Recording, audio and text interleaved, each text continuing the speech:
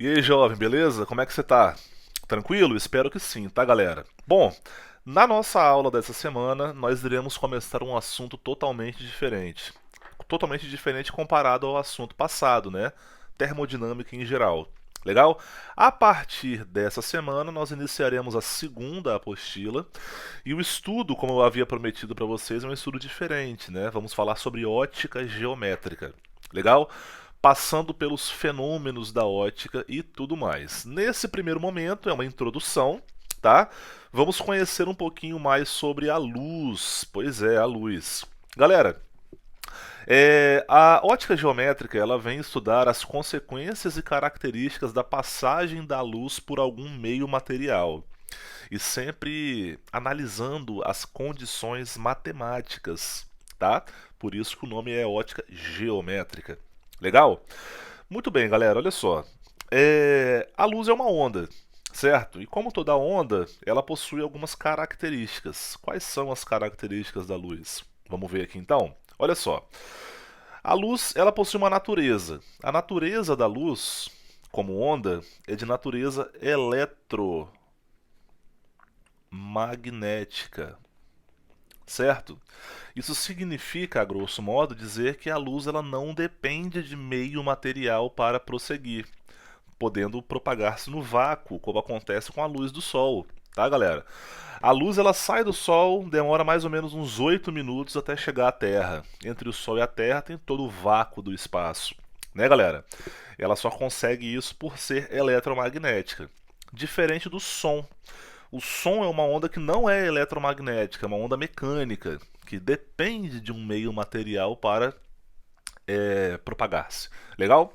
A forma da onda luminosa é de forma transversal, certo? O que é uma onda transversal? Uma onda transversal é aquela onda que tem a forma padrão, mais comum, digamos assim, de onda. Legal? Nós falamos que a propagação da onda é perpendicular com a vibração dessa onda. E por falar em propagação, a onda luminosa é 3D, ou seja, ela é tridimensional. Legal? Quando uma fonte luminosa primária, né, uma lâmpada e tal, emite luz, a luz ela vai para todas as direções. Tudo bem, pessoal? Agora veja só. É, Fontes luminosas. Nós temos até sei lá,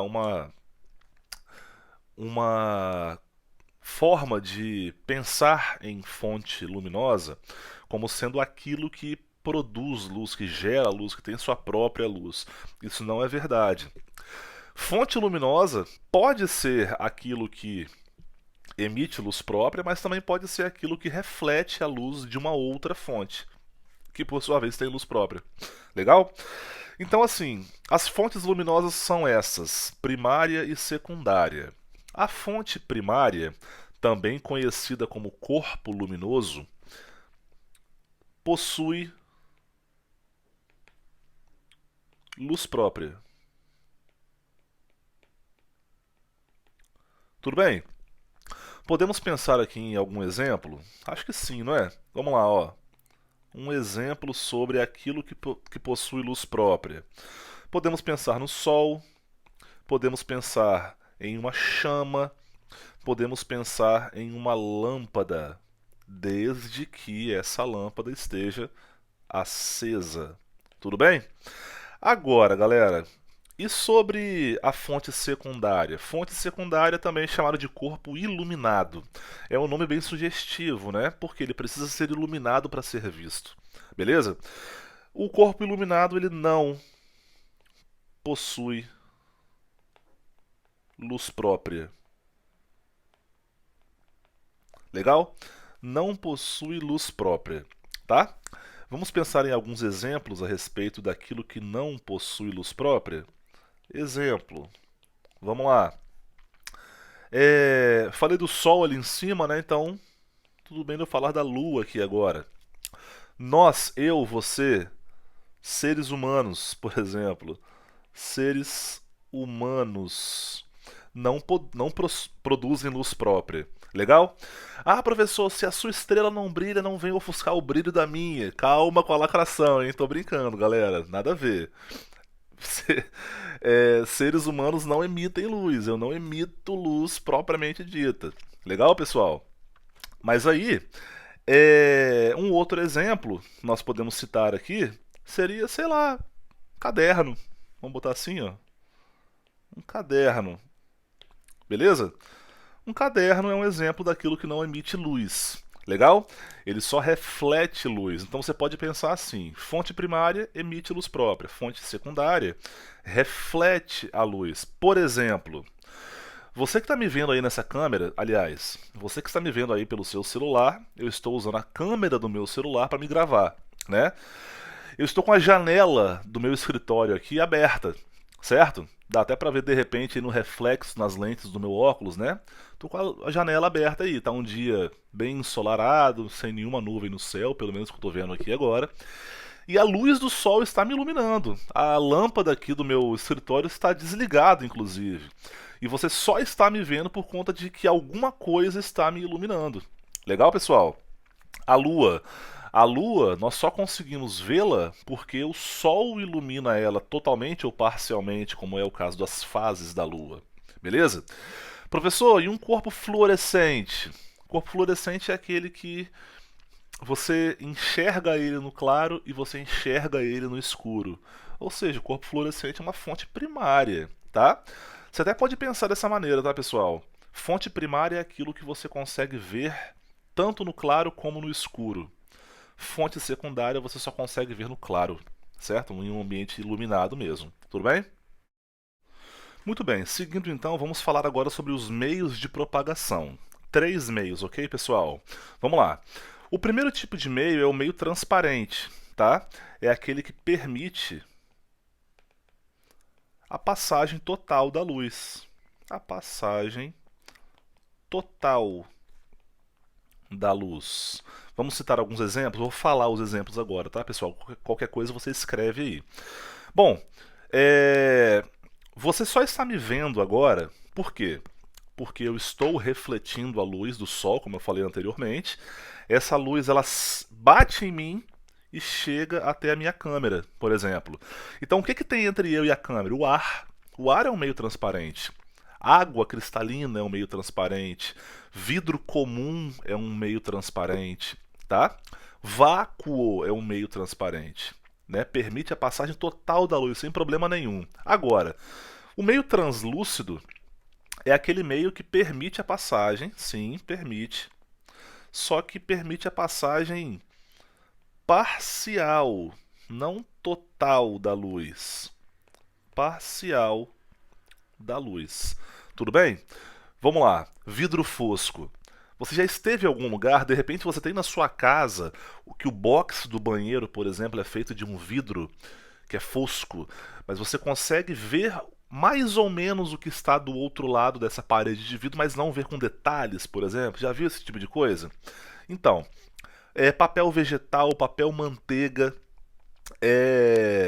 E um exemplo muito interessante é o seguinte: você está com o quê? 16, 17 anos de idade, talvez 15. É possível que daqui a algum tempo você entre na escola de condução, lá na autoescola, para você tirar carteira de motorista, né?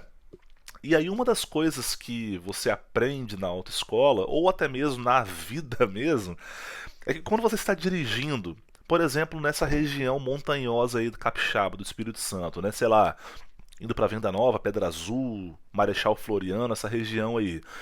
Dependendo da condição do dia, do clima, enfim, você pode chegar a, enquanto dirigindo, você pode ver uma neblina, né?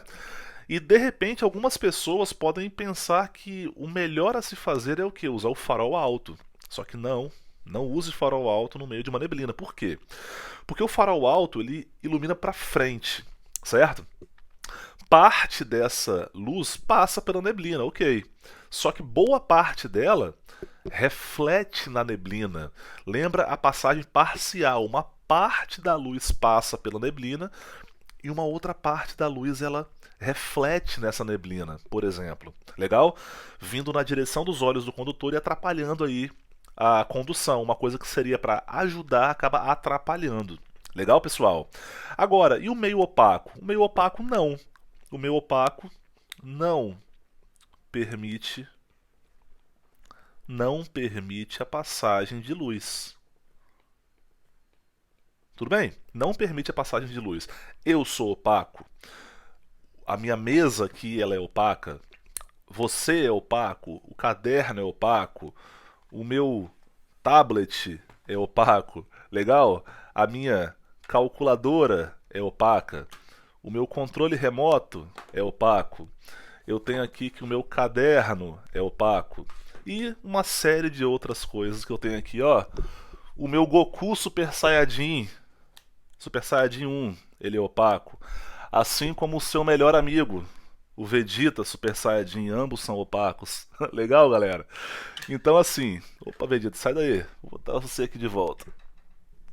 Eita. Então assim, materiais que são opacos, eles são materiais que não permitem a passagem de luz. Legal? E quando nós entendemos a questão dos meios de propagação, fica legal da gente entender um pouco melhor sobre os fenômenos ópticos. Tá, pessoal? Vem aqui agora do lado direito comigo, tá? Nós iremos estudar em ótica geométrica, digamos assim, de forma prioritária, reflexão e refração. Legal? E absorção é um fenômeno que também iremos discutir na ótica geométrica, mas não com tanta ênfase quanto reflexão e refração. Legal? Veja bem, em reflexão é basicamente o que acontece com materiais que são opacos. Beleza? A reflexão ela representa o quê? A permanência da luz em um certo meio. Por exemplo, a minha mão aqui opaca, certo? A luz ela atinge, por exemplo, a minha mão, ela vem do ar, né? Atinge a minha mão e ela é refletida pela minha mão, voltando para o ar. A refração, a luz ela passa de um meio para outro. E nesse contexto, na refração, nós precisamos ter um meio transparente. Vou te dar exemplo. Olha só. Aqui, deixa eu ver se eu acho um material aqui para vocês. Só um segundo. Será que a minha lente está aqui? Será? Achei! Achei! Olha só. Como eu já falei para vocês, a luz ela bate em mim e ela reflete no ar, certo? Só que a luz ela consegue, olha a cara do professor grandona aí, ó. A luz ela consegue passar por essa lente de vidro. Tá vendo aqui, ó? Essa lente de vidro. Olha como é que eu tô maior aí na foto. Legal? E aí, galera, se a luz ela consegue simplesmente passar do ar para o vidro, que acontece também nas lentes aqui do meu óculos, por exemplo, isso aí é o fenômeno de refração. Legal? Agora, a absorção acontece quando, por exemplo, a luz ela incide num corpo que é completamente tingido de preto ou corpos que têm uma coloração mais escura mesmo, certo? Por quê? Porque parte da luz ela será absorvida e isso pode transformar, por exemplo, energia luminosa em energia térmica, certo? Como acontece, por exemplo, em locais onde simplesmente é possível captar a luz do sol e converter essa iluminação solar, por exemplo, para aquecer a água, né? Aqueles tonéis tingidos de preto para que essa absorção ocorra de forma mais fundamental. Beleza? Então, reflexão, refração e absorção são fenômenos que nós iremos trabalhar bastante aqui nas aulas de ótica. Por que que a ótica é geométrica? Por quê? A resposta está aqui. Os princípios da ótica geométrica revelam esse motivo. Por que que a ótica ela pode ser comparada com a geometria? Beleza? São 3 princípios e nós vamos vê-los aqui agora. Tudo bem? Olha só. Primeiro princípio da ótica geométrica, propagação retilínea. Diz que em meios que são transparentes, ou seja, permitem a passagem da luz, e homogêneos, ou seja, são meios que a massa desse meio é bem distribuída. Por exemplo, aqui no meu escritório está cheio de ar, tá? Não tem mais ar em cima e menos ar embaixo. É homogêneo, água homogênea e assim por diante. Legal? A luz propaga-se em linha reta. Por que esse primeiro princípio é importante? Vamos lá. O que todas as formas geométricas, inclusive circunferências e esferas, têm em comum? Todas as formas geométricas são representadas por arestas, que são segmentos de retas, linha reta. Legal? Ou seja, se a luz ela propaga-se em linha reta, essa propagação da luz pode servir de comparação para os lados de uma figura geométrica. E é isso que vai acontecer aqui na ótica geométrica. Eu tenho aqui um exemplo para vocês, olha só. Isso aqui, que eu já até levei em sala, uma vez, não sei se você lembra, isso aqui é um laser verde. Tá vendo aqui? Laser verde. Certo? Você não consegue ver a trajetória luminosa pelo ar do laser verde até a minha mão aqui. Tudo bem? Só que eu posso pegar aqui, por exemplo, fui lá na minha cozinha e peguei uma taça, legal? E enchi essa taça de água, beleza? Olha só, vou levantar minha taça aqui, ó, e veja se você consegue reparar que quando a luz ela atravessa a minha taça, olha lá, ó, o feixe luminoso lá verdinho lá dentro, tá vendo aqui? Vou até aproximar da câmera para você ver, ó. Lá dentro, o feixe ele propaga-se em linha reta. Tudo bem, quando eu faço algumas alterações aqui da posição, ele pode mudar, porque a minha taça ela tem esse formato abaulado, né? Mas dá para você ver lá dentro que a trajetória luminosa verde é uma trajetória em linha reta. Beleza, galera? Então, em meios transparentes e homogêneos, a luz ela propaga-se em linha reta. Só guardar minha taça aqui com segurança. Beleza? Bom, nós podemos pensar aqui em algumas trajetórias para a luz. Por exemplo, olha, a trajetória quando os raios luminosos estão bem afastados da sua fonte, tá? Isso aqui seria uma trajetória em que os raios são paralelos, beleza? Eu tenho aquela trajetória de quando, por exemplo, a luz ela sai de uma lanterna, tá? Formando esses feixes que divergem de caminho, ou seja, eles se espalham, ou a luz que passa pela minha lente. Legal? Pela minha lente. Aqui, ó. Olha a minha carona ali. Essa aqui é uma lente convergente. Então a luz que atravessa essa lente aqui, pessoal, é uma luz que quando passa por ela, ela concentra num único ponto. Beleza? Seria um caso, por exemplo, assim, ó. A luz ela vem de direções distintas e aí ela chega no mesmo ponto. Legal? Eu tenho essas três possibilidades aí. Segundo princípio da ótica geométrica, independência dos raios luminosos, tá? Quando dois raios cruzam seus caminhos, dois raios de luz cruzados não desviam suas trajetórias. Ou seja, se eu tenho um raio de luz que vem nessa direção, um raio azul, tá? E outro raio que vem nessa direção, que é um raio vermelho, esses dois raios não desviam de trajetória. Qual que é a importância disso aí, galera? A importância é o seguinte, por exemplo, se não há desvio na trajetória da luz, quando eles se cruzam, se eu tenho aqui esse ângulo alfa, eu posso falar que esse ângulo alfa é igual a esse de baixo aqui, ó, porque eles são opostos pelo vértice. E eu vou te falar o seguinte, eu só estou conseguindo gravar esse vídeo, eu só estou conseguindo enxergar o meu celular, bem como você só está conseguindo me ver aqui agora por conta desse princípio, tá, pessoal? Nós iremos discutir isso mais pra frente. Se eu tenho um ângulo beta aqui na lateral esquerda, eu teria um ângulo beta aqui na lateral direita também. Beleza? Re- Terceiro princípio, o princípio da reversibilidade. Ele diz que alternando o observador com a fonte luminosa, ou seja, se eu troco de posição o observador com a fonte de luz, o caminho percorrido pela luz é inalterado. Vamos ver isso aqui? Olha só. Eu tenho, por exemplo, aqui à esquerda, vou até dar um zoom aqui legal para a gente ver melhor isso aqui. Olha só. Eu tenho aqui uma lanterninha. Legal? E aqui à direita eu tenho um observador. Deixa eu aumentar esse observador aqui. Eu tenho aqui um observador, que é uma carinha feliz. Legal?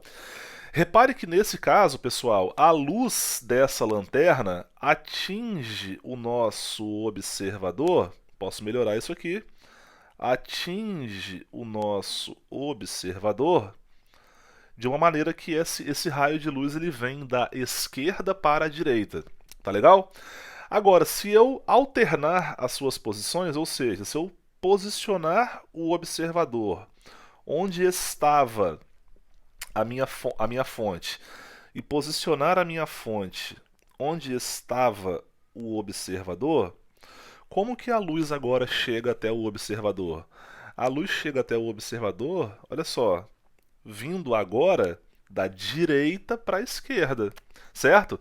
Só que a direção é a mesma. Vou te dar um exemplo. Eu moro aqui em Vila Velha. Quando eu preciso dar aula no AP de Jardim da Penha, por exemplo, eu tenho que atravessar a terceira ponte, né? Na direção Vila Velha-Vitória. Quando eu volto para minha casa, eu pego o mesmo caminho. Eu passo pela terceira ponte de volta, só que o sentido é oposto. É a mesma coisa que acontece aqui. O caminho é o mesmo, só que ora a luz vai para lá e ora a luz vem para cá. Certo, senhores e senhoras, senhoras e senhores? Beleza? Gente, esse é o primeiro momento do nosso estudo de ótica geométrica. Tá legal? Eu deixei para vocês um estudo dirigido para que você, antes ou de repente depois de assistir essa aula em vídeo, você faça leituras e resolva algumas questões da sua apostila que eu selecionei lá para vocês. Beleza, pessoal? Gente, siga firme nos estudos, não deixe a peteca cair e até a próxima!